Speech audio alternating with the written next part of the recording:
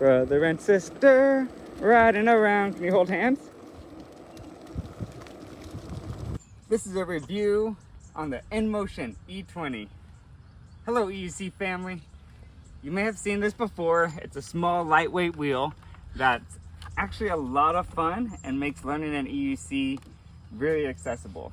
We have two Begode M10 wheels. It's the M10-4, M10 Mini, and I'll admit the M10-4 is quite the powerhouse. But this is about $750. This one will run you about $500. This comes in at $400, and with the EUC family discount code of 50 bucks off, you're gonna pay $350 for this. That's the best priced entry wheel that money can buy. And honestly, it's a pretty good bang for your buck. So here's what we've been doing with it, some of the pros and cons that we found since using it over the last couple of months. A couple of reasons I've really started to like this wheel. It has a decent amount of power. It's good enough to go through grass, and you can push shopping carts with it. I can push the Unirider with tents. So surprisingly enough amount of power, but very stable as well. You're able to maneuver back and forth, back up. Everything is pretty natural and allows you to learn the EUC mechanics with ease. Once you've ridden on this for a couple of miles, you're able to switch to a single wheel quicker. And I say single wheel because this EUC has two wheels on the bottom, right? So the stability is increased, but agility is decreased. So you get that back when you have a single wheel.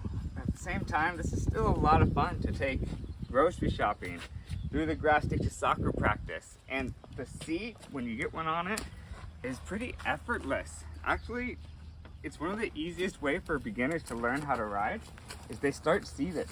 Surprisingly, it's a good option. When you're new to EUC, you're gonna crash a lot. This thing's taken a beating and it's come out just fine. So I think what I really appreciate about this is that it makes it easy for people to learn. When they do fall off, it's just a step off, not a big deal. They're able to step away from the machine, pretty simple. The safety features are great. It beeps, and then you have to double click to turn the motor back on, and you're good to go. So that double click's important. It really helps people who drop it get back on the wheel real quick and learn even further. Now, compared to the M10-4 lineup, I was able to have a friend transition to the M10 Mini like right away after they tried this for about a week. When they tried the Inmotion for about a week, the E20, they were able to move over to a single wheel like the Begode M10 lineup. Granted, they couldn't handle a big wheel. I mean, who will? But they were able to handle the small wheel and actually get down the mechanics of leaning and controlling the balance needed to ride an EUC. So the E20 is what unlocked it. They were struggling on this before, and then they could just step on and go. There's a couple more final things I appreciate about this. It has a pretty decent headlight, as well as a tiny tail light that actually does okay. The Bluetooth speaker is subpar. I don't even suggest using that. Disconnect your phone if you have. It's not worth playing music out of. But there is LED lights on the side that you can light up, so those are fun for nighttime. And all around, it's a pretty good wheel. When you ask my daughter, she says it's a racing wheel at 6 years old, and she thinks the E20 is a lot of fun. It's a fast wheel.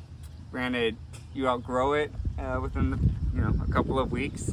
You'll be able to over torque it and reach the top speed, but all around, it's still worth grabbing out. It's light enough to put in the car, and it's a bit bigger than the M10 wheel, so it makes it more comfortable to step on easily and take off and be more comfortable with a 14-inch tire.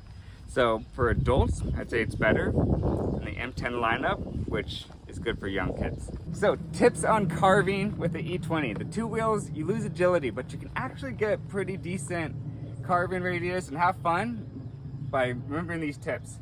When you turn, you can push down on the wheel and the direction you want to go, but the other way I suggest is pulling in with your outside knee to make a turn. So let me demonstrate that. And it's important you learn that for higher powered EUCs when you're going faster. So pull in with your outside leg to do a turn and lean with your upper body / hips. Okay, so I'm pulling with my outside leg and grabbing it with my knee, as opposed to just like stepping on the outside like that.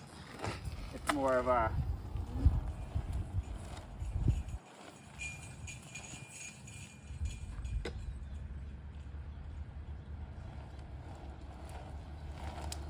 and if you want to do a tight turn, kind of push down on the inner one. Your foot back up. Tips for turning on the E20. So if you're a family who's getting into the EEC arena, I think that these are the easiest to learn on. They're a lot of fun. They're the cheapest entry wheel that you can get. And if your kid's at least 6 years old, they'll be able to reach the pedals. If they're under 6 years old, go for the Begode lineup. But this is great. Even parents will enjoy riding this comfortably. So I've seen a lot of people be able to jump on a unicycle because of this wheel, whereas before they were trepidatious about being on a unicycle in general because it has two wheels and because it has a seat. It's just more accessible. So true. No hand. Kent, show me again. I want to see some tricks. Can you do no feet? Look at you. What else? It is fairly easy now to record on this, especially because I have a seat and because I know how to turn better. I also, This camera lady. yeah, I also can keep up.